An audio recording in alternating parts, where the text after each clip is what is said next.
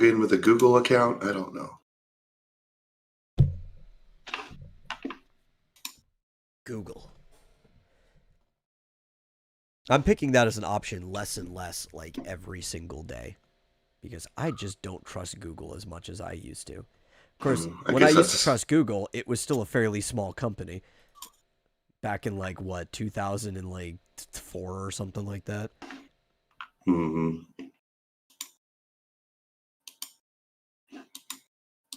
All right, how does this freaking thing work? Where's search? Store. Oh my god, this launcher sucks. The Epic Game Store? Yeah, that fucking thing sucks balls. Okay, here we go. But Kingdom Hearts 1.5, 2.5, and 3... no, actually, I don't think... Is 3 on there? 1.5... yeah. Okay. And I think maybe the Memory of Melody should be on there too, but you probably wouldn't be interested in that. That's a rhythm game. Kingdom Hearts 3 plus Remind. Yeah, Remind is the DLC expansion at the end of the game. So 1.5 plus 2.5 remix is a single game. Okay, so there is a single game on that one. That makes sense. Yeah. Hopefully, if it ever comes to Steam, it'll be in the same way. 'Cause I don't really feel like paying full price for both of those remixes again. Yeah. It says it's a HD remastered collection of 6 unforgettable Kingdom Hearts experiences. Yeah. It'll have Birth by Sleep, Chain of Memories, 1 final mix, 2 final mix, 358. Yeah, 358 over 2. And Recoded. Okay, yeah. And then the other ones is all just cutscenes, I think. And then 2.8 should be in there too somewhere. What the hell? Okay, God, this thing sucks. I lost my search. Okay. And then 2.8 is a separate one. Final chapter prologue. Well, so what's the difference between 2.8 and 2.5? I'm assuming this is the same way they're breaking it down on the Switch, because it only showed 3 games. So I'm guessing 1 and 2 are the same game. Okay. So 2.8 is not the same thing. So 2.5, it's just Kingdom Hearts 2 Final Mix plus a couple of the handheld games that were made as well, right? Same with the 1.5 is Kingdom Hearts 1 Final Mix plus the handheld games. 2.8 Final Chapter is basically, I don't know why they called it 8. I think there was some in-game reason why they called it 2.8 and not 2.9. But it's basically a prequel game to Kingdom Hearts 3. Like a leading up thing. It's a weird name. Most of the Kingdom Hearts names are weird. All of them have like an actual reason for their names in lore that you find out later, but that doesn't help because you don't know the reason until after you play the game. So trying to put it into any order is kind of dumb. You have to go on the internet and like look up what order did these games release, because you want to play them in release order, even though they're not in chronological order that way, because that's the order in which information was given to you as a player, and that's how things make sense. If you try to play the games in chronological order, some things get spoiled before they're supposed to happen. Some things don't make any fucking sense whatsoever. It's a horrible way to play the game. And people are like, oh man, why did they make the games this way? They should have just done it. No, shut up. The games were made in a specific order for a reason. The story actually unfolds in that order very well. So you should play 2.8. What order should you play them in? You should play Kingdom Hearts 1 first. Before anything else. Okay. That makes sense. 1.5 plus 2.5? Yeah, you would go into that. And within there, you'd play Kingdom Hearts 1. Then you would play Chain of Memories. Then you would play Kingdom Hearts 2. Kingdom Hearts 2. Then you would play Recoded. Then 358 over 2. What? That's not the order they show them in on here.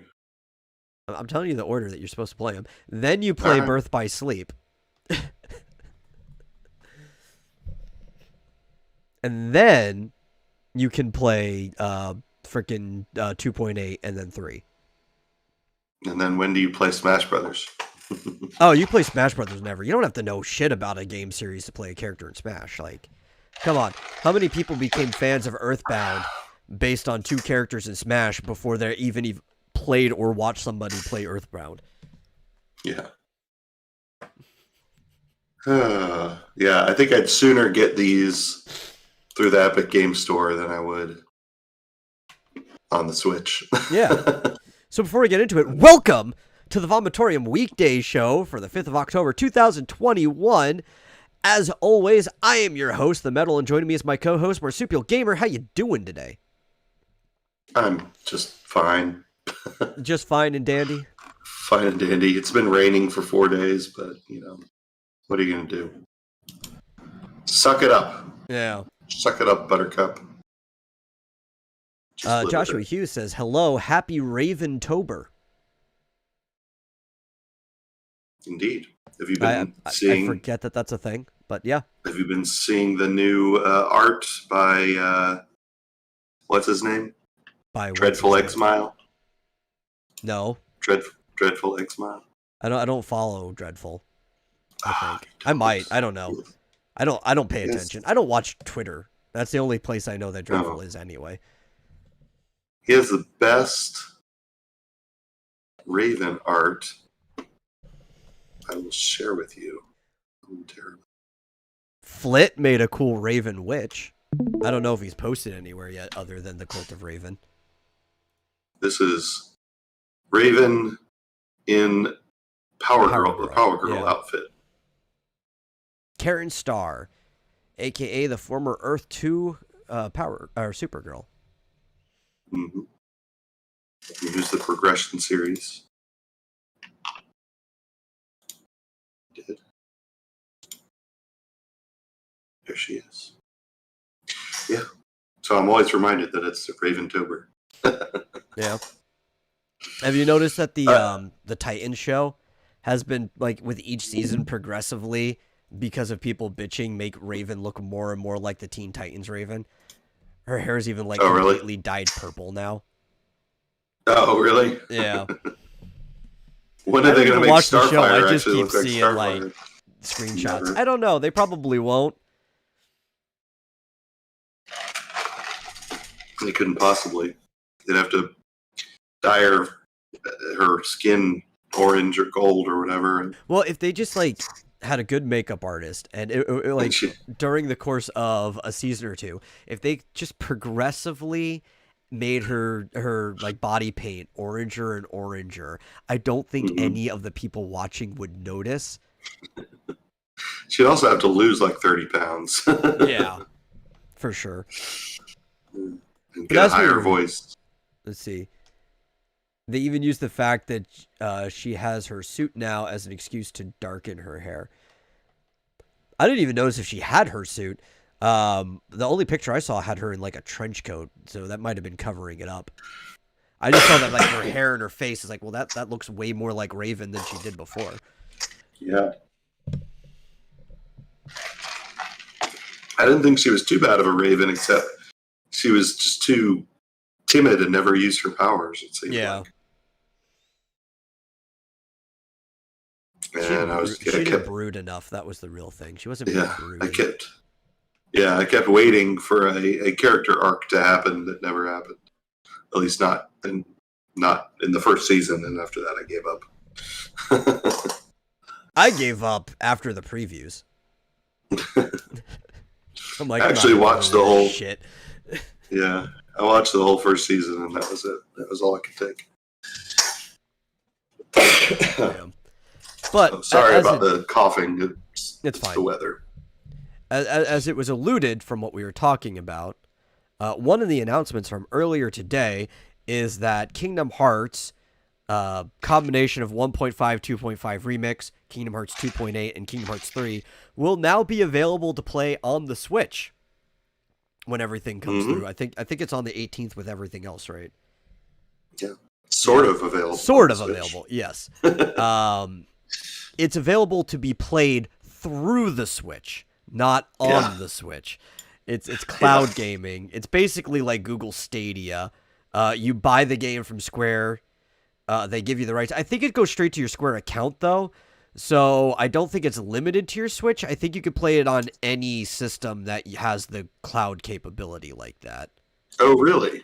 Yeah, I think that's the way it works, because they were showing the Square account logo at the bottom of the screen. Interesting. Yeah. So I'll So have to can you wait play to those see to games? confirm that. Is there a cloud version you can play now? I don't know. I think this might be the introduction to the cloud version. I just saw that it had your Square account logo in the bottom corner of the announcement. So I'm assuming. We'll have to wait to find out. Don't take my word on it. This is just my assumption from seeing that logo in the bottom corner of the announcement. Which would be preferred. because I did a search. I did a search of it, and I was like, I can't find information about this anywhere. I was really confused. Like, what does that mean? Is it not installed on your Switch? And apparently, no. You're playing it off of a server somewhere. Like, it's like Google Stadia. You buy it. You technically own it, which is why, again, I'm hoping it is through the Square account and you can play it anywhere that will have that cloud capability. So if the Switch can no longer connect to the internet one day for some reason, you still have access to this game you spent money on. But you also do not require the Switch Online. So even if the Nintendo Switch Online service goes down, I believe once it's bought, it is a direct connect protocol. So as long as your Switch can still connect to Wi-Fi, you should be good. Yeah. I can't imagine how good the quality is going to be. I can't either. I mean, it might not be that bad if it uses the same type of, like, rollback style netcode that Microsoft uses, because apparently Microsoft's cloud gaming, from what I've heard, is actually pretty good. From people I actually trust, like computer nerds and stuff that do IT work all the time, and network specialists. Apparently the Microsoft cloud is pretty good. Like, you don't even notice it. So if they do that... Yeah, I can't imagine it. I guess technology's more advanced than I thought. I can't imagine playing an action game and having no lag. It's got to be... No, like, you could do it with first-person shooters, apparently. Like, that's pretty good with the Xbox stuff. I wouldn't want to do it, though, because, A, if I was going to do that anyway, I don't have a LAN connector for my Switch yet. I'd have to go buy one of those. And I'm also, like, more than 100 feet from the router anyway. So, one, I'd have to get, like, I think the next size up is a 200-foot cable. And I'd have to somehow run it through the entire fucking place in a way that people wouldn't trip over it, which that's not happening.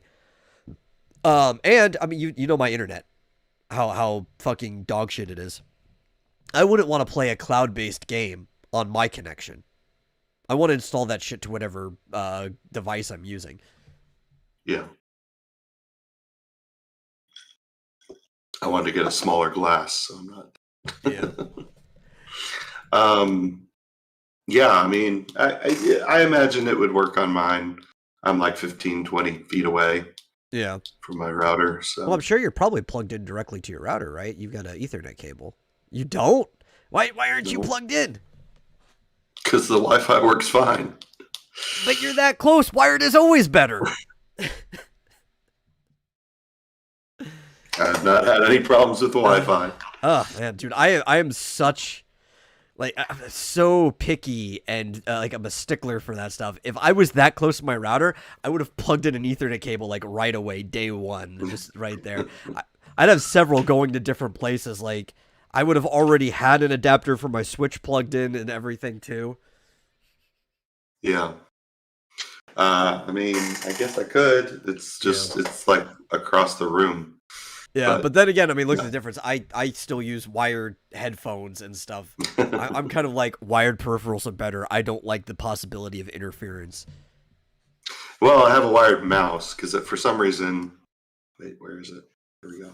Yeah. I could never get a Bluetooth mouse to work Oh, very dude, I well. fucking hate like wireless mouse. Bluetooth mouse are the worst because there's so many different things that interact with Bluetooth that'll interfere. At Yeah. least like old wireless mouses that had like their little USB chip that you plugged in Mhm. weren't that bad. But even then, they'd always run into problems. And then you have to remember to charge that shit. While if something is wired, it's like it just Yeah. uses the power of whatever it's plugged into. Yeah, mine would just constantly lose connection, and it's like so frustrating. I don't know if you remember, I but remember. yeah, I'd be constantly like freaking. I remember like week after week, I'd be Earthquake. asking, "Did you get a new mouse yet?" And you're like, "No, I I haven't been know. at Best Buy." Yeah, I was like, God damn, fucking Bluetooth mouse. Oh, It's so frustrating. But ever since I got this one, it's been perfect. yeah. I mean, if you do Absolutely. want to play these games on an installed system, and you don't want a Sony product, which is what these were all originally released for, we did cover before, they are available on the Epic Game Store. Personally, I don't really like Epic. Even you were having a problem with the launcher just trying to find the games. Yeah. I'll wait and see if they end up on Steam within a year of their launch on Epic. See if that happens. Mhm. Sometimes it does. So When did they launch on Epic? I don't know. Was it like back in April or something? It was earlier this year. Oh, I guess I could look again. I forgot to open this piece of shit. Yeah, we covered it. That was a while ago. Yeah. Yeah, and for the price, I'm not. No. No. I'm not gonna get something where I have to open this goddamn launcher every time I play it. Oh yeah, I'm definitely waiting for Steam because Steam runs like well. It does. It's been around for a long time.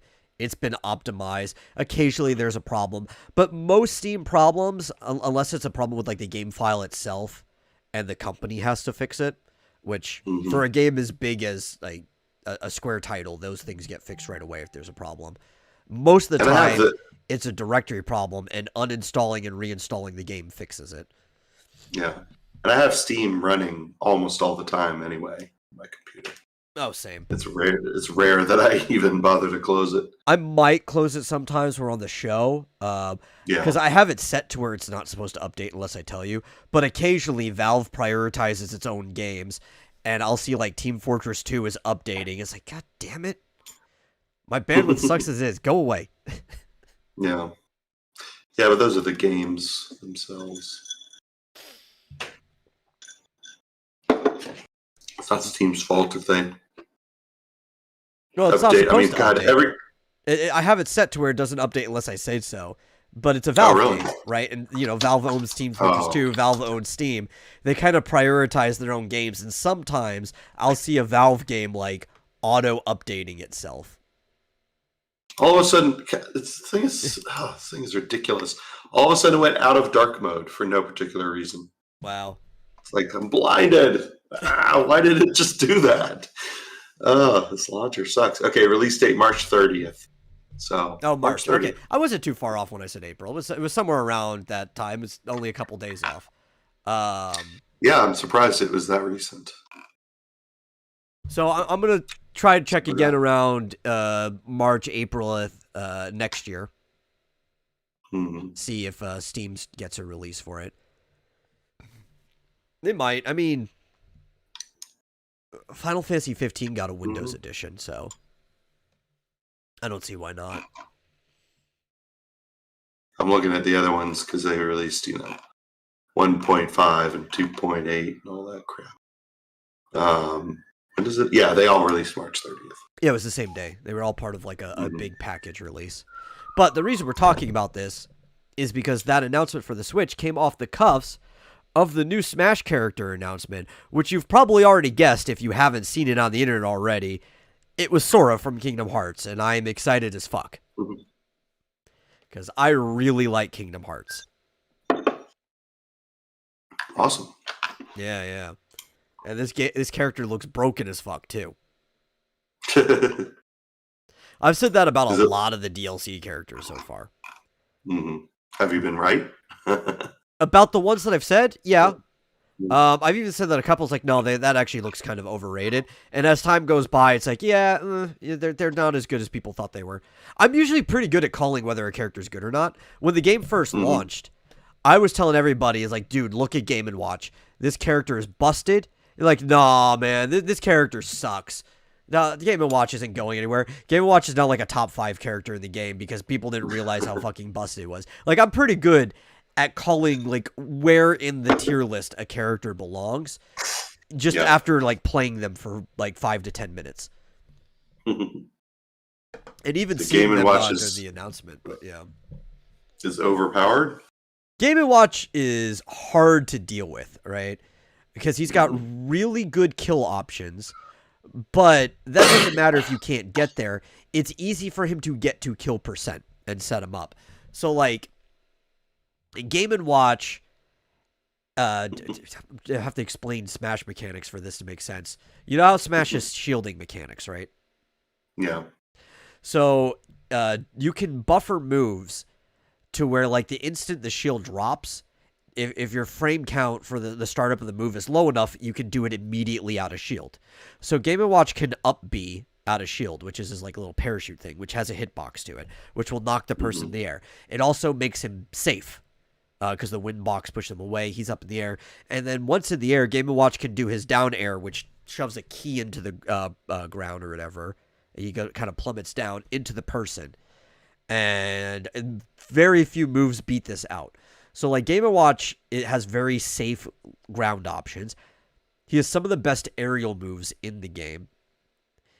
And you can't edge guard him because of the way his up B and frickin' key work. So he could just go up, back down, up, back down. It's like, he's really hard to deal with in general. And he's got a reflector. And I kept telling people, this character's fucking busted from, like, day one of the fucking game. And they're like, no, you're stupid. And then, like, a year later, they're like, okay, this character's fucking busted. Yeah. Sorry, I lost internet on my end for 2 seconds.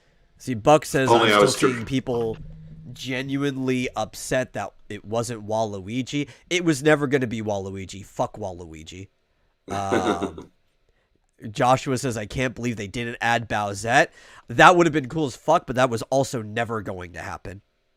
That is not an official Nintendo character. In fact, as far as I know, Nintendo fucking hates that character.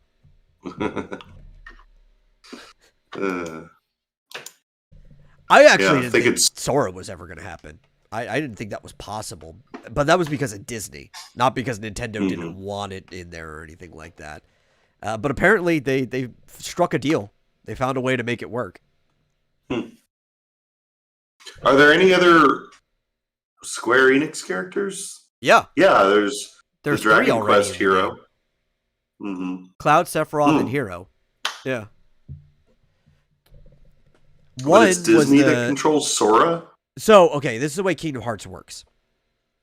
So Square controls anything that was already explicitly Square. Yeah. Which is all the Final Fantasy shit. Disney controls everything that is explicitly Disney, which is most of, like, the worlds and the characters and stuff that are in there. But anything that's not explicitly already under the purview of either of them is joint owned. So you can't just go through Square to get Sora. You have to go through Square and Disney to get Sora.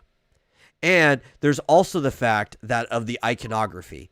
So, like, if you noticed, the Keyblade has a Mickey Mouse logo chain at the end, which that's part of Sora's design. You can't not have that. So you have to go through Disney to approve it. And if you were really paying attention and you knew the games, there was a Dive to the Heart, which is that kind of like black area that the stage became with all the stained glass windows. It's actually kind of like the tutorial first level area of the first game. And there's all these stained glass windows, and they're supposed to be Disney characters on some of those stained glass images. And they were just replaced with other iconography from the game. Like on Sora's stained glass window, there is Riku and Kairi, and there's a Paupu fruit and a boat. But where the Paupu fruit and the boat are, even though they're good symbols, they make sense for the first level of the game and for Sora, is supposed to be Donald and Goofy's head. Yeah. Well,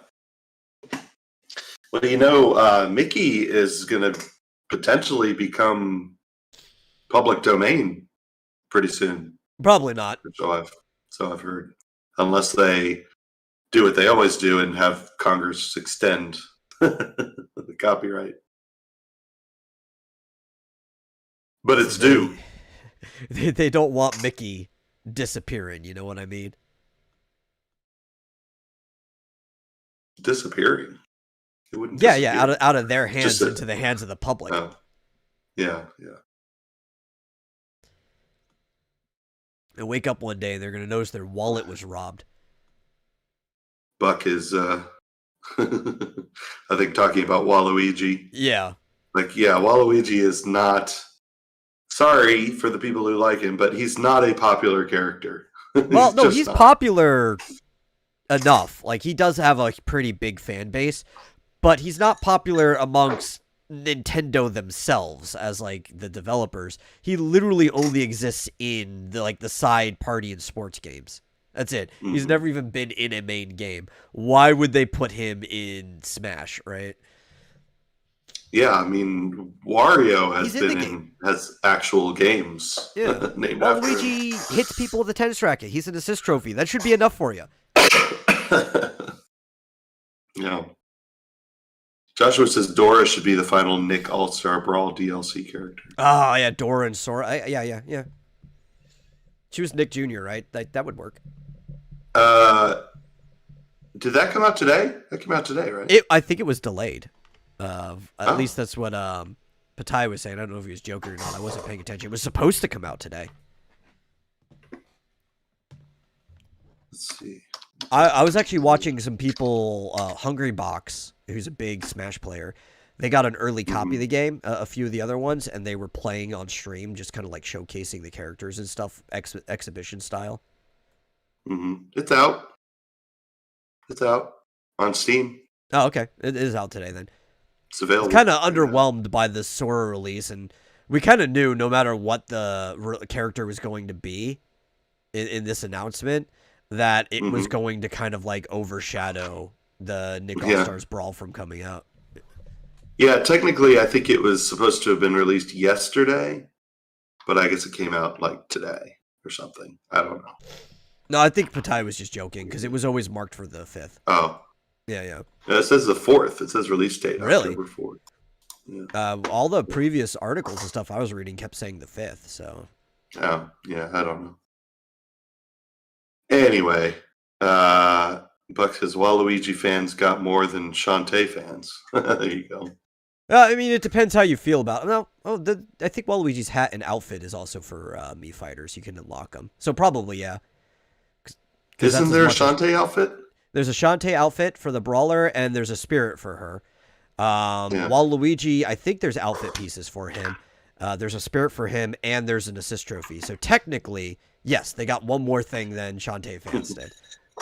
Yeah. That's okay. Shantae stands just fine on her own.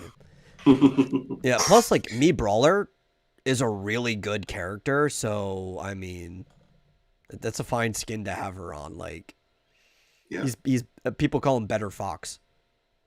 But man, I'm excited. His kid is fucking crazy. The Doom guy costume. Yeah, it does look kind of cool. I like Doom. I'm not, like, super big into Doom guy being in the game, so it is cool that he got, like, a costume. A lot of people want him as a character. I'm like, no.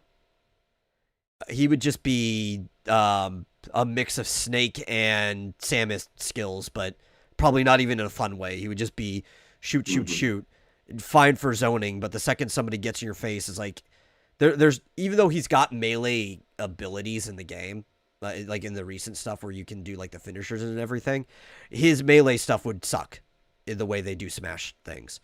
He would have like a whole bunch of ranged options, and the second somebody gets in your face, you're dead. Like, he would not be a fun character to play or play against. So I'm glad they just kind of made him a Mii Gunner outfit. I think that's the better way to do it. Yeah. Oh, he does have a lot of different weapons. Yeah. Like, I think, I Master Chief, which was another one people wanted, would have been a better character design than Doom Guy. Especially because for Melee, he'd have multiple options that would be more functional in Smash, like the energy sword and the gravity hammer. So, like, he would have just been a more well-rounded design from character design aspect. But fuck everyone. Sora. That's the only one that mattered.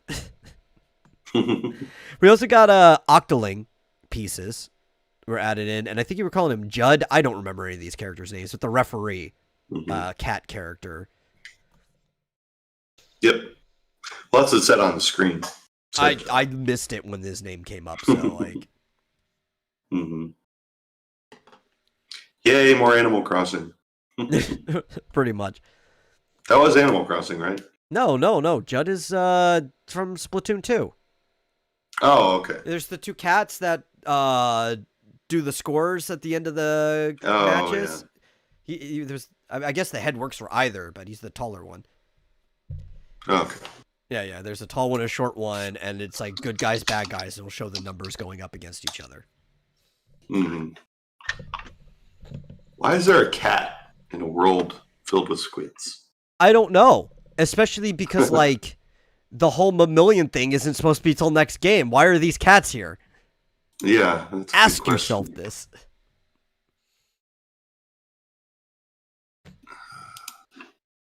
Oh, good. Yes, and the little one is called Lil Judd.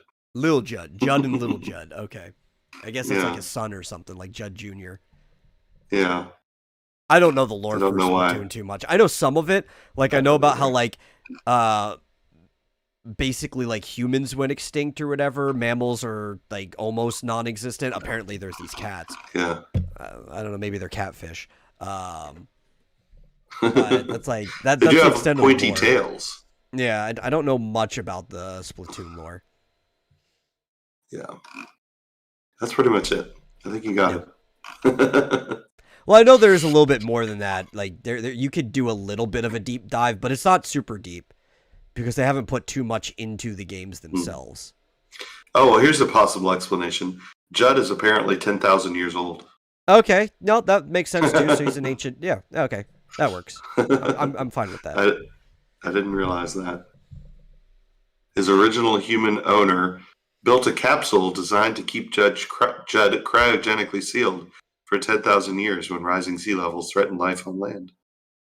Therefore, Judd was the only mammal who survived the mass extinction at the beginning of the mollusk era. So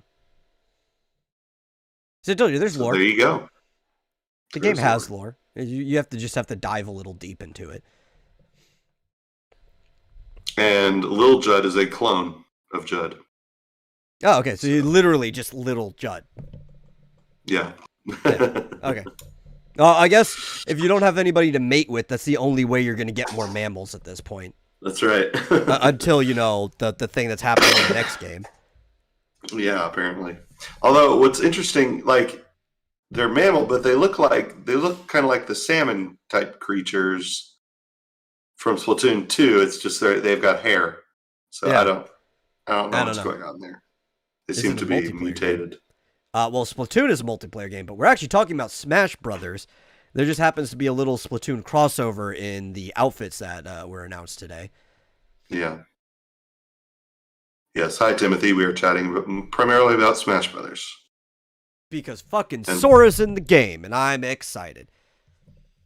And Sora kind of looks, you know, he's got kind of a Mickey Mouse-esque outfit, right? Yeah, that's he's got design. Like overalls. Okay. Even Mickey in the game has a similar outfit to him, like the redesigned outfit that he has in the game. There's a reason for that, yeah.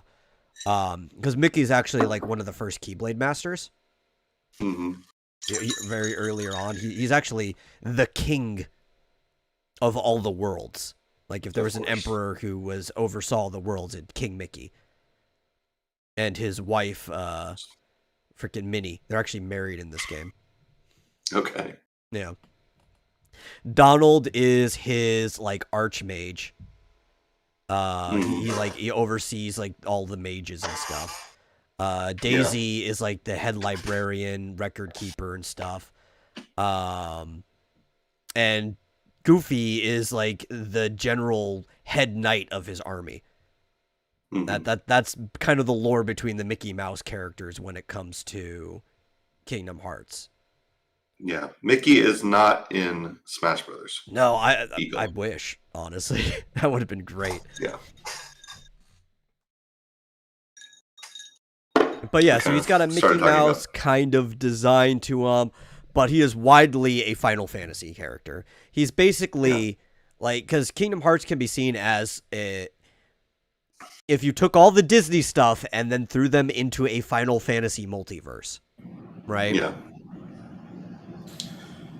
Chip and Dale are the head mechanics. Yes, they make the gummy ships, which are these magical ships that you need for going between worlds. So are Gadget and Monterey it's just Jack Chip and in Dale. Gadget's supposed to be the mechanic. Yeah. Come on. Now, the outfits, they said, are 75 cents each. Yes. And the character, Sora, though, you have to have bought there's two ways to get it. Expansion pack.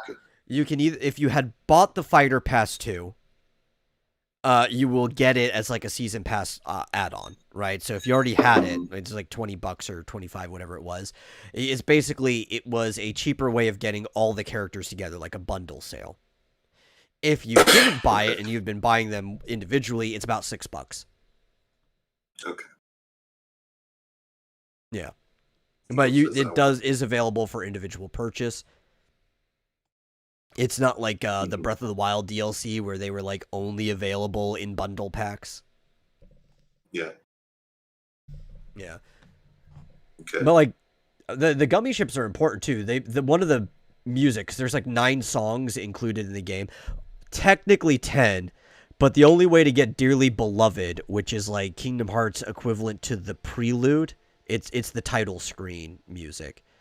The only way to get that song is if you happen to have like save data for it's a Memory of Melodies, I think is the name of the game, or is it Melody of Memories? Something along that line. The rhythm game for Kingdom Hearts.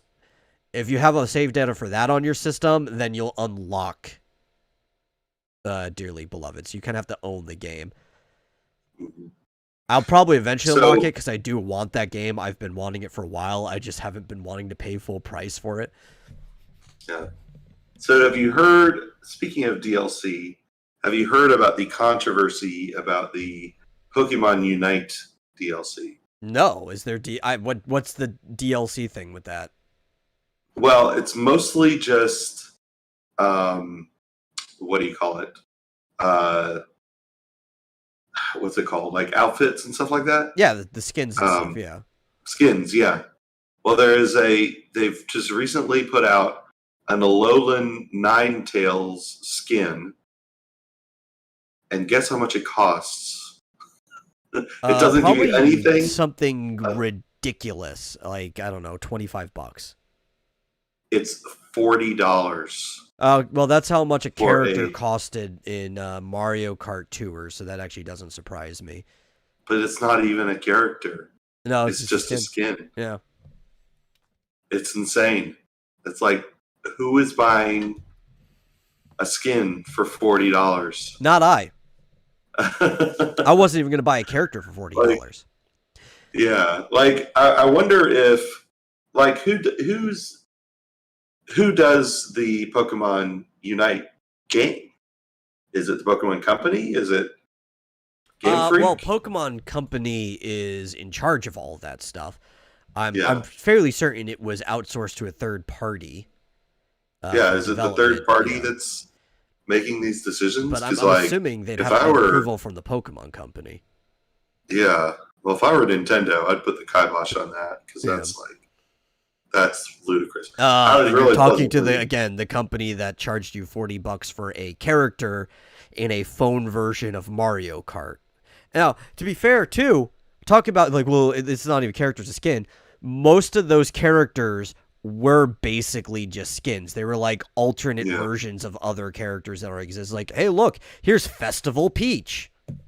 Pay us $40. Or try your luck with the freaking draw system. Yeah.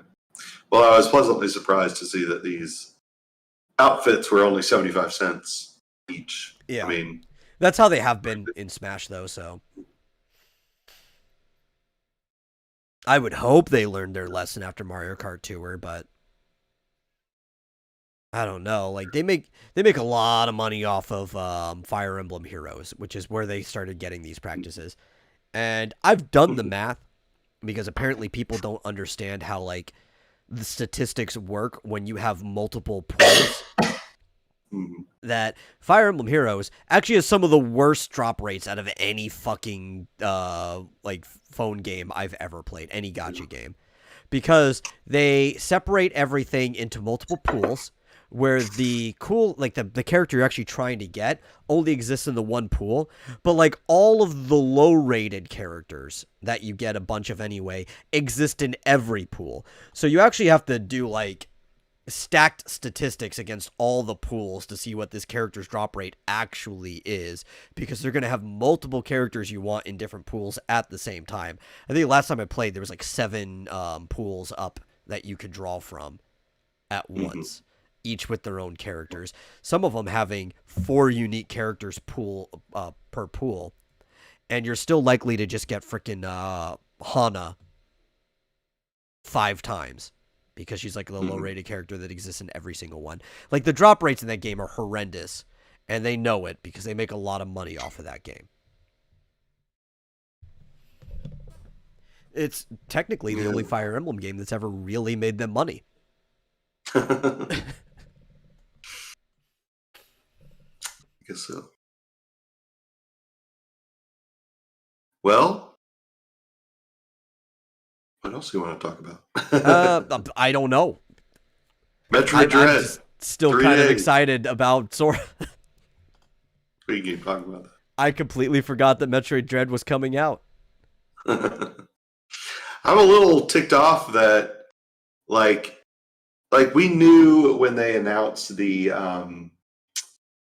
what's it called, the special edition, right, of Metroid Dread, that it sold out in seconds. Bots bought it. It's all going to be on eBay for $1,000 or whatever. But like, I'm kind of surprised that they didn't like dribble out more as it's come up to the release date. And it's like, is it going to be available again on the release date, or is it just no? It's probably gone. Just gone. Yeah, I would guess that it's just gone. Yeah. So I guess I'm gonna download it, and then if I can find it at a reasonable price somewhere, I'll buy it again. Because I really want the special edition. It looks really cool. I forget what was in the special edition. I do too. It looks really cool. I know what's in it. Yeah, it's got like books and art books from all of the previous ones. I think it's got an original soundtrack or whatever. Yeah, it's got some cool stuff in there. I would be interested in.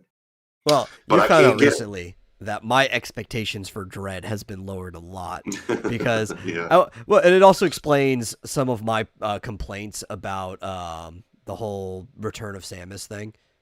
Samus Returns. You don't like Mercury Steam. I don't like Mercury Steam. And then I'm like, now it makes sense why they added in a stupid counter mechanic that basically turns the game into easy mode. Like, it's the same people that made Castlevania Lords of Shadows. It all makes sense. At least they made it so that the counter move you can do while you're moving now. You don't have to stop in mid-run and do the counter, so. Yeah, but we'll see. Up until the actual last fight of the game, like, everything in the game was just counter fodder. Yeah, pretty much. Yeah. Well, and when you say that, you mean the literal last one in Ridley. The one that was added to the end of the game is like the only thing that wasn't counter fodder. Right, because the Queen, you can also counter. Yeah. Just like everything. Like literally everything. There's a couple of enemies that don't do the little thing and don't have anything to counter. but Yeah. only a couple. Only very few. Hopefully, Anyway, because it doesn't seem like you can kill this thing, the whole Emmy or whatever it is that's chasing you, will at least add some dynamic to the game that makes it more interesting. yeah. Now you can kill them eventually. You Yeah, can. They yeah. eventually can. Yeah, in each section, basically, you're looking for this. I forget what it's called, like a mega cannon or something that can be used one time to kill the enemy Oh in wow, that they're bringing area. the Omega Cannon back. I think that's what it's called. Yeah. The Omega Cannon was a weapon that, as far as I know, was only in Metroid Prime Hunters. I don't know if they brought it back for 3 or not. And it was basically a nuke, right? That's what it was. Yeah. Like, you picked it up, it had one charge in it, and used as a nuke. It was for the final boss fight in Metroid Prime Hunters, and there was like this really big like tower kind of tree stage that you would have to like spiral up to the top, pick up the cannon, shoot it, but then you'd end up at the bottom and you had to do that like 3 times while avoiding the boss's attacks on you. And you could even go to that stage after you beat that level in the multiplayer, and the cannon was at the top, so everybody was racing to the top, trying to kill each other on the way to get the Omega Cannon to fire it to kill everybody, and then you kind of just spawn camped it up there because it took a while for it to drop again. And then everybody be up there shooting each other until it drops, and they would try to get it. It's actually a really fun dynamic for the multiplayer, fighting over a single charge item. Yeah. So that's the goal. In each section, there's a different Emmy with different abilities, and your goal is to find the Omega Cannon to kill that Emmy. And in the meantime, you have to avoid it. At first, I was worried it's like you were just going to get an upgrade that lets you kill them whenever you wanted to. When you said eventually be able to kill them, like, oh, that kind of takes the point out. But if it's just the Omega Cannon, it's like, okay, a powerful single charge item. I'm okay with that. It's a one-time. Yeah, it's a one-time use thing. And then once you kill the Emmy in that section, there's another one in the next area. It's a literal, like, Federation nuke. So yes, Eagle brings up something that's happening. William Shatner's going to space. Why? Indeed. He was invited to go with in the Jeff Bezos people know he isn't actually a captain of a spaceship, right?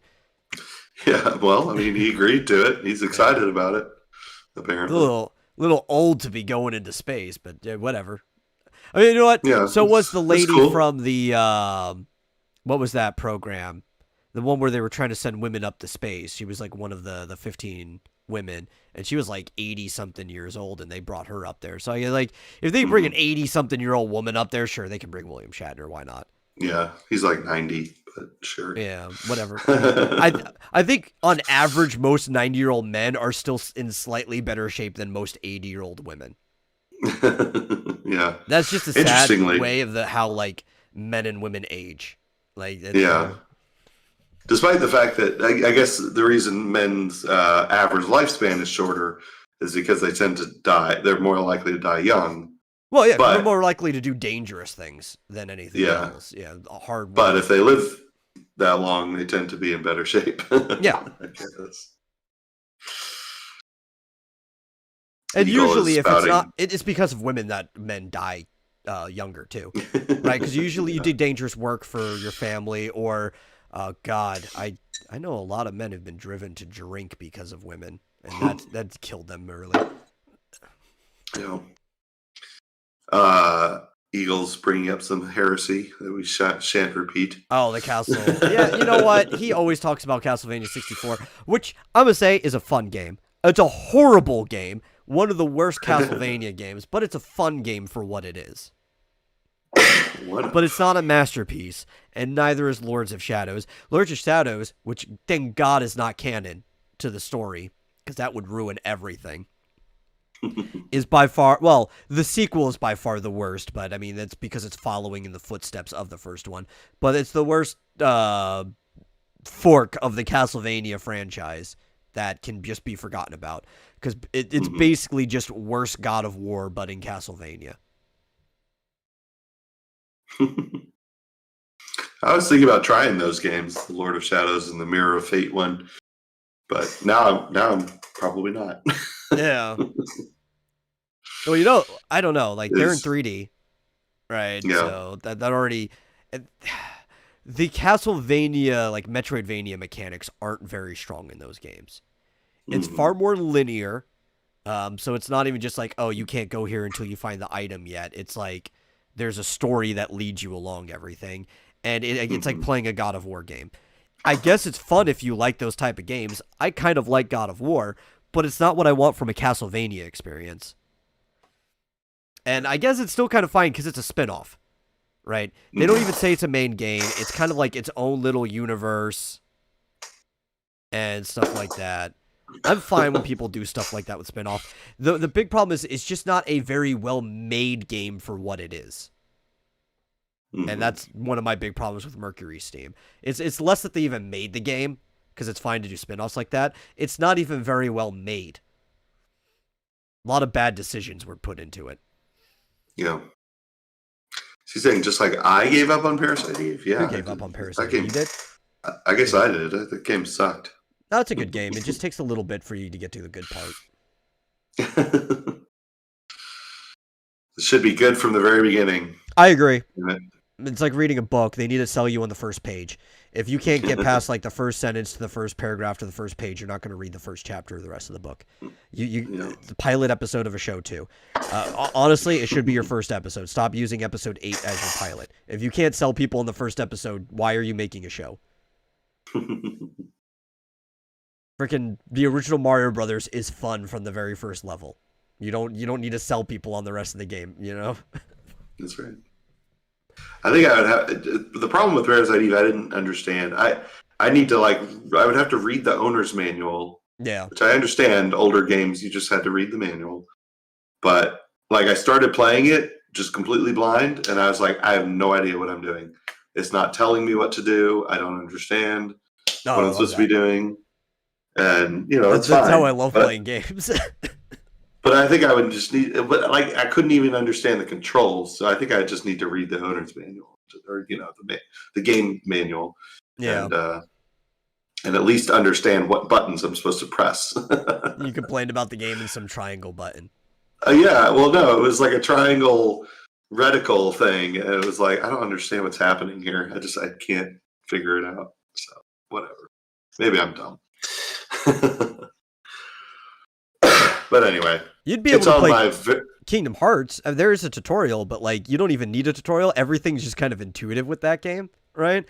It's you use the joysticks to move, right? Like and then you've got your normal accept, cancel buttons on the PlayStation, and then the D-pad actually comes into play because there's a little like command menu on the side in kind of like a Final Fantasy-esque way, and you use the D-pad to go up and down on the command menu. So that's how you do like your items and your magic and everything, your attack. Yeah. And you just, I'm sure very, it's very intuitive very and simple. easy to play game. Parasite Eve is not, but I'm sure I can figure it out if I sat down and actually just, figured it out. Everything's intuitive except the story. The way it should be. I'm going to be honest. I probably wouldn't care about the story anyway, so. Stupid Kingdom Hearts. I don't know. Yeah. Heartless. Well, here's the real problem with it, right? And like, I'm somewhat of a Nomura apologist. I'll blame him for a lot of different stuff, especially what he's been doing with Final Fantasy. But he's a lot more freedom when it comes to Final Fantasy. With Kingdom Hearts, it's not as much his problem. There's a lot of like Disney intervention with a lot of shit. And it's also, there's some Square intervention. Like, one of the reasons some of the reasons like Final Fantasy 15 took forever to be made is because they kept pulling him off of it, and they had to put another guy on, and he had to keep coming back and forth because he also had to work on Kingdom Hearts 3, which they kept pulling him off because he also had to work on the remake for Final Fantasy 7. It's like, well, dude, put your director on one thing or get some sub-directors and just make him a division manager, right? Like, straightforward. But like, there were levels in Kingdom Hearts 3 that died because of how old they were. Like, the files became corrupt Agrabah was supposed to be in the game. They had the whole map of Agrabah made. It got corrupt because it was like originally made for the PS3. That's how long ago the game was supposed to come out. And then like 10 years later, like we have no usable files for Agrabah anymore. We had to cut it from the game. Mm-hmm. Right. You know, you said that you thought that Kingdom Hearts 3 had come out on PS3, but it never did. No. It was supposed to come out on PS3 is what I said. Oh. That was originally announced for PS3. And that's why I bought a PS3 in the first place, was for that game. And it just kept getting delayed and delayed and delayed. Yeah.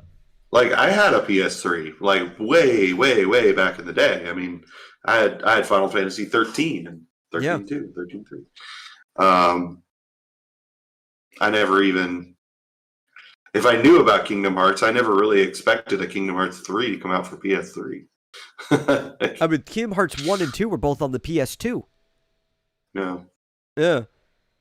That's how old the franchise is. Like, it was supposed to have the game for the PS3, and it just kept getting delayed because of all the weird stuff Square's, and also Disney. So, like, the contract, they owed a certain number of games to Disney, which is why there's all these side spin-off games. They actually had to carve certain story aspects out of the main games to make side games for it because of that.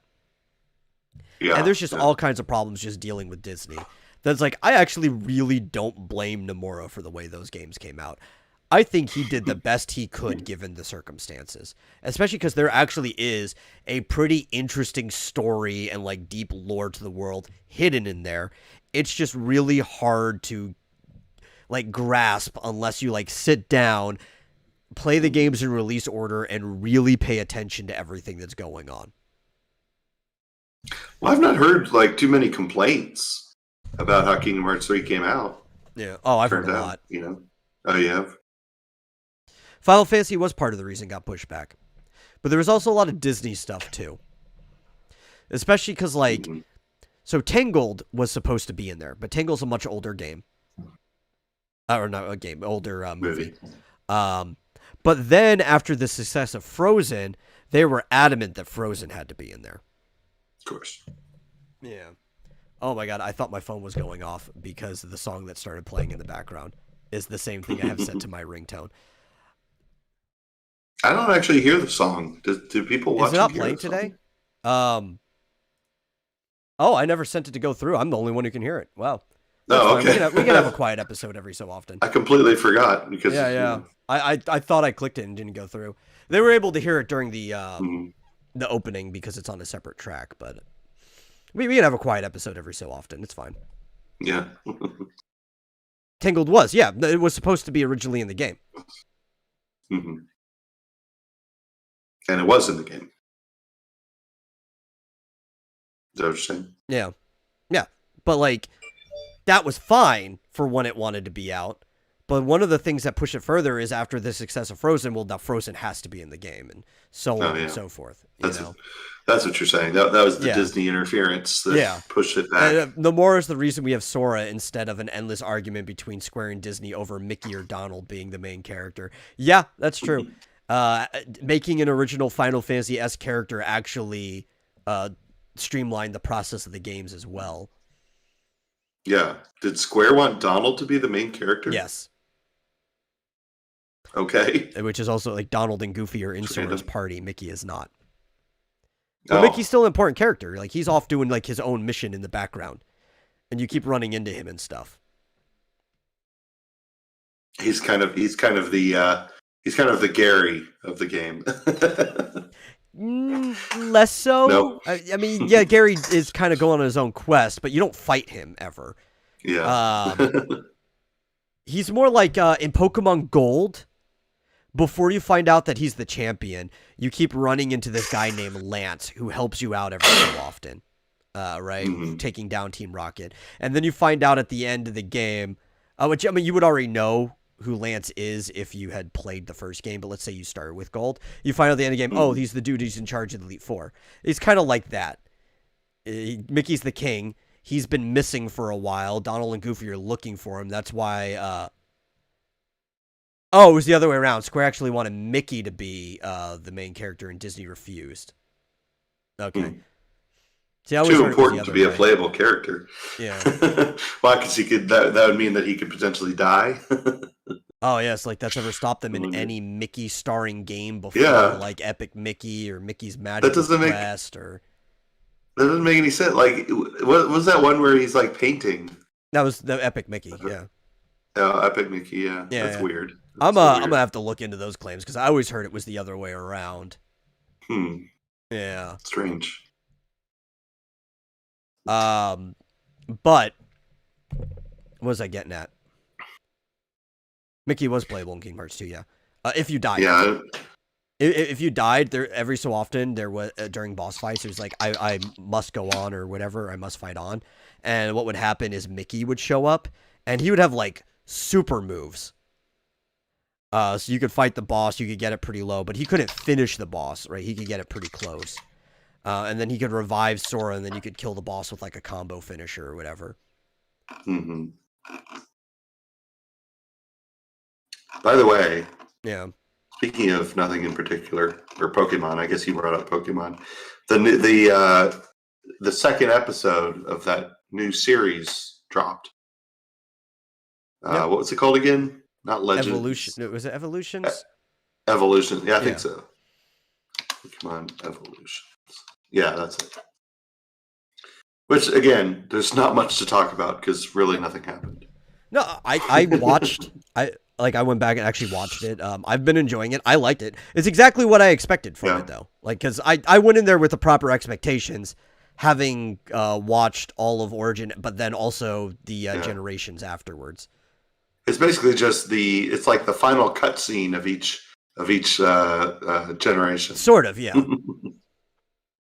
Or not like necessarily the final cutscene, because the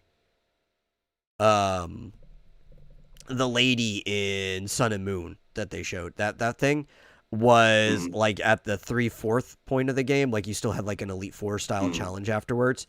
It's kind of like the ultimate scene of the story, but not of your main quest, right? Because your main quest is sort of Pokemon champion. Yeah. Yeah, the crescendo of the story of each generation. But yeah, each game has like this kind of subplot that's the actual main plot of like the world that you get wrapped up in there, but it's not your character's main focus because you're trying to catch all the Pokemon and also like defeat the Elite Four or whatever. Yeah. Just each time you're like this little kid that gets wrapped up in this like mafia style story. You end up taking out a gang or this possible world ending story. You're like, dude, I'm just an 11-year-old trying to catch some monsters and fill up this encyclopedia. Yeah, but we can talk about that more next time. We can, because the show's over. Mm-hmm. Yeah. Thank you all for watching. As always, if you enjoyed the show, please share it with somebody else who might like it. If you really enjoy the show, please consider sending a donation to streamlabs.com/Vomitorium Live. It really helps the show out. And in the meantime, I'm going to go spend the next 13 days kind of angrily waiting for Sora to drop. Yes, they chose 13 days particularly to make the announcement beforehand. If you're a fan of Kingdom Hearts, that makes sense to you. And we'll see you guys in the next episode. Bye.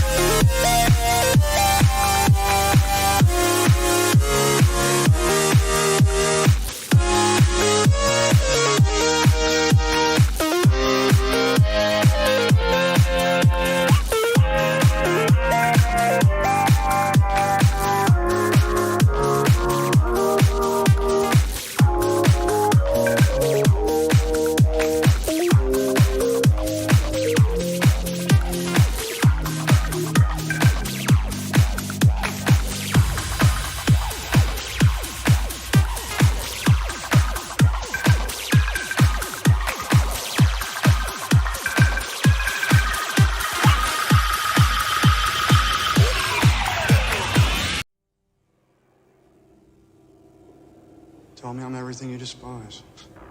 That I'm the personification of evil. That I'm what? Responsible for the breakdown of the fabric of society and world order. I'm a one-man genocide. Say everything you want to say to me now. Because you don't have long.